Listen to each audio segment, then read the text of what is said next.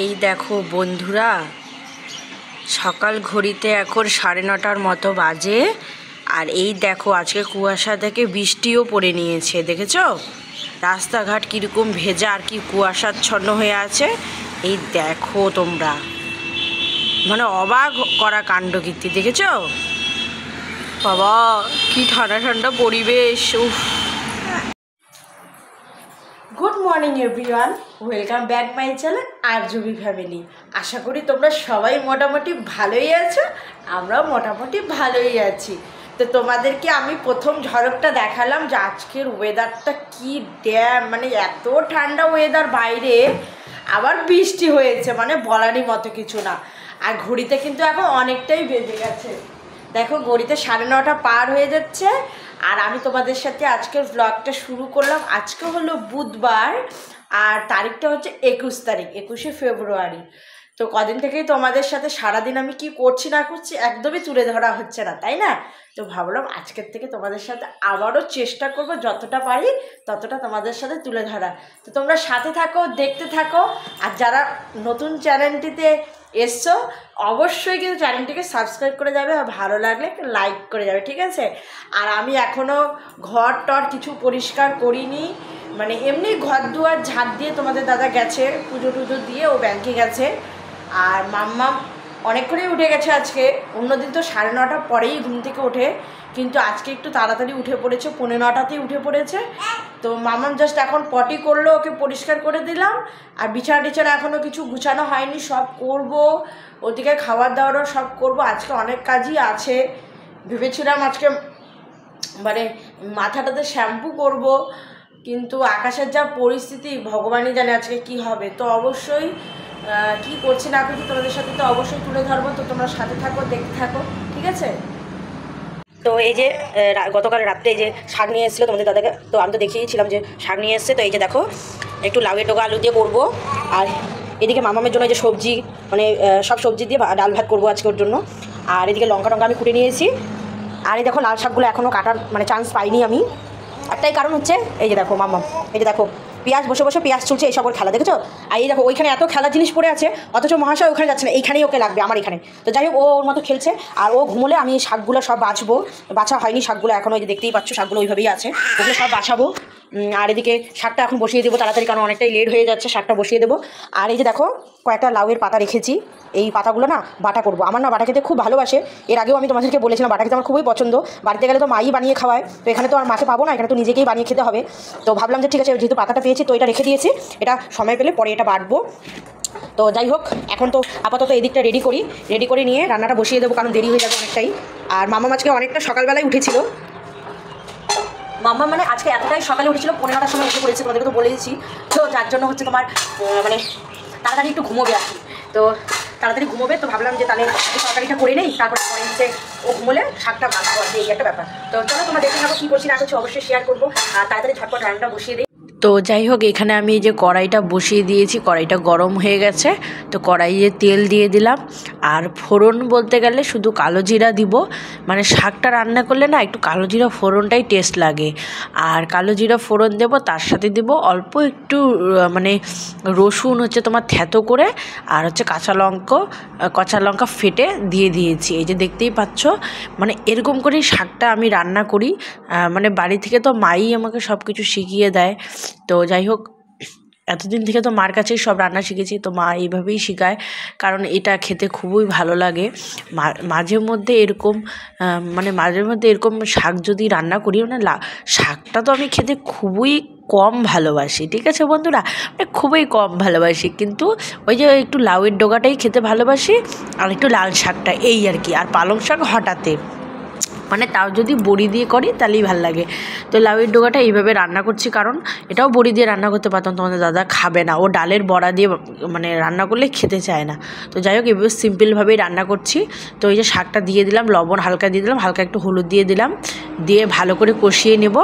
তারপরে একটু জিরার গুঁড়া বা জিরার বাটা যে যেরকম পারো সেরকম দিয়ে দিবে, দিয়ে দেওয়ার পরে ঢেকে রেখে দেবো। তারপরে একদম জল শুকিয়ে যাবে, তারপরে জল আন্দাজ মতো দিলে যে যেরকম ঝোল খাবে সে সেরকম মানে দেবে আর কি।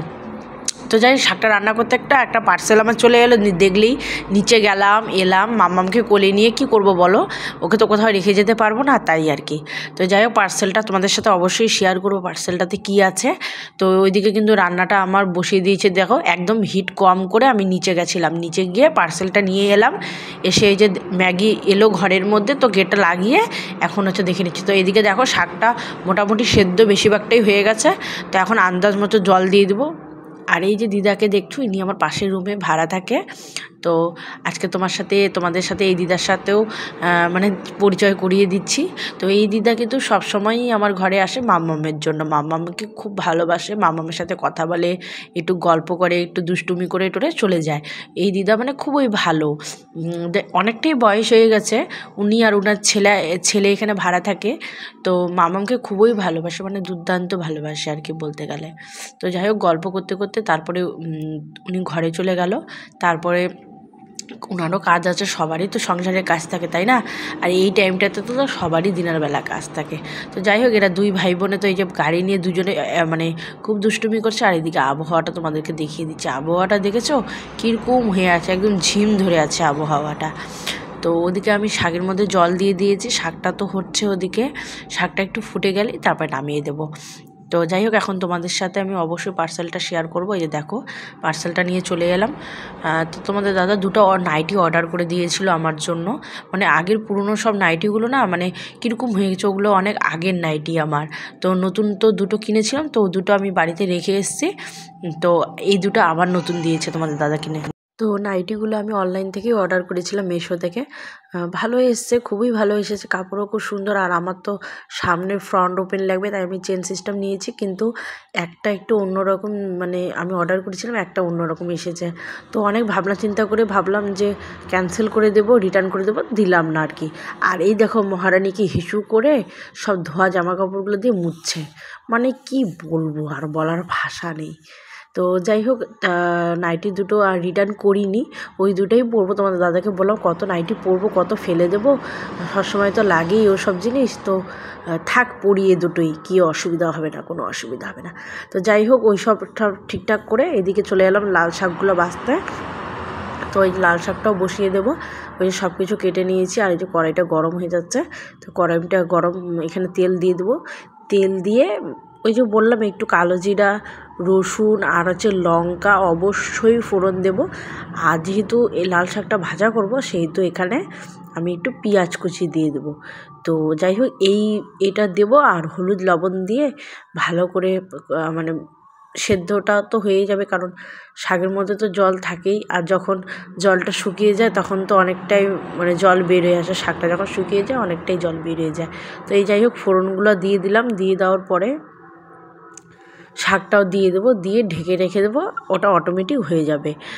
আর সত্যি কথা বলতে তোমাদের সাথে আজকে শাকগুলোও আমি শেয়ার করে দিলাম, শাক রান্নাগুলো শেয়ার করে দিলাম।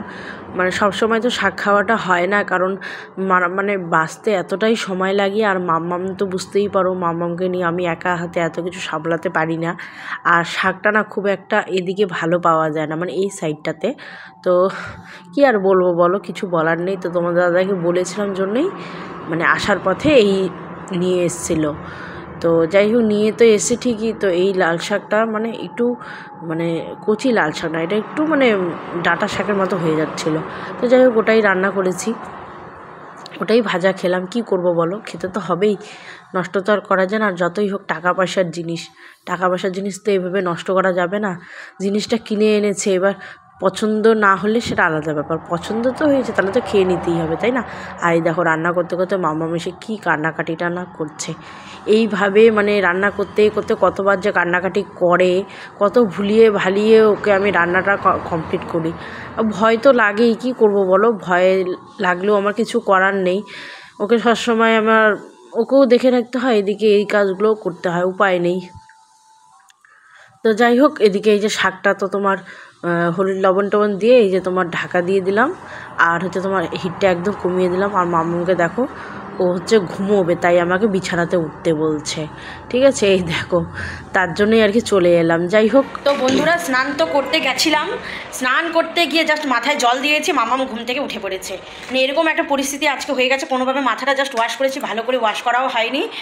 তো যাই হোক, তারপর বেরিয়ে এসে ফটাফট হচ্ছে তোমার পরিষ্কার হয়ে ঠাকুরগুলোকে আগে দিয়ে নিলাম, আর ওকে একটু চুপ করে গিয়েছি, কথা টথা ভুলিয়ে চুপ করে বসেছিল আর কি। তারপর ঠাকুর দিয়ে তারপরে এখন ওর খাওয়াটা ওকে কমপ্লিট করে দিলাম, কারণ ঘড়িতে 3টা বেজেই গেছে, আর তোমাদের দাদা তো এখনও আসেনি বাড়িতে। তো যাই হোক, খিদে তো প্রচণ্ড পেয়ে গেছে, কিন্তু এখনও অবধি কোনো খাওয়ার কোনো গল্পই নেই। তো যাই হোক, মাথাটা একটু ব্যথা ব্যথা উঠে গেল, কারণ তাড়াহুড়া করে স্নান করেছি যার জন্য। আর বাইরে না আবহাওয়া একটু রোদ উঠেছিল, আবার চলে যাচ্ছে, এই রোদ উঠে এই চলে যায়। তো যাই হোক, এখন এই তো তোমাদের দাদা এলে খাওয়া টাওয়া করবো, আর সিঁদুর টিঁদুর তো এখনও কিছু পড়াই হয়নি, সব করব। তো সঙ্গে থাকো, এটাই বলবো, ঠিক আছে? তো এই যে দেখো, আমি বাটাটা বানিয়ে রেখেছি, জানি না কেমন হবে খেতে, কারণ সত্যি কথা বলবো, বাড়িতে তো মাই সবসময় বানাই। যে দেখো, লাল শাকের ভাজাটা করেছি, অ্যাকচুয়ালি এটা লাল শাকও ছিল না, ওটা মানে ওটা হচ্ছে তোমার কী হয়ে গেছে বলো তো, তোমার ডাঁটা শাকের মতো হয়ে যাচ্ছিলো, তো সেটাই আর কি বানিয়েছি। তো তোমাদেরকে বলছিলাম যে হচ্ছে তোমার মানে ডাঁটা শাকের মতো এটা হয়ে গেছে, লাল শাক থেকে ওটা বড় হয়ে গেছে। তো যাই হোক, ওটাই ওইভাবে ভেজে রেখেছি। আর সত্যি কথা বলতে গেলে, মা বাড়িতে এত সুন্দর করে বাটা বানায়, খেয়েই খেতে ইচ্ছে করে। যতই হোক, যতই মার মতোই রান্না করি এক পদ্ধতি করে, কিন্তু মায়ের মতো টেস্ট তো আর হয় না, মার টেস্ট মার হাতেই থাকে, তাই না বলো বন্ধু? তো যাই হোক, রান্না তো করেছি, এখন কেমন যে টেস্ট হবে এটা খাওয়ার সময়ই বুঝবো।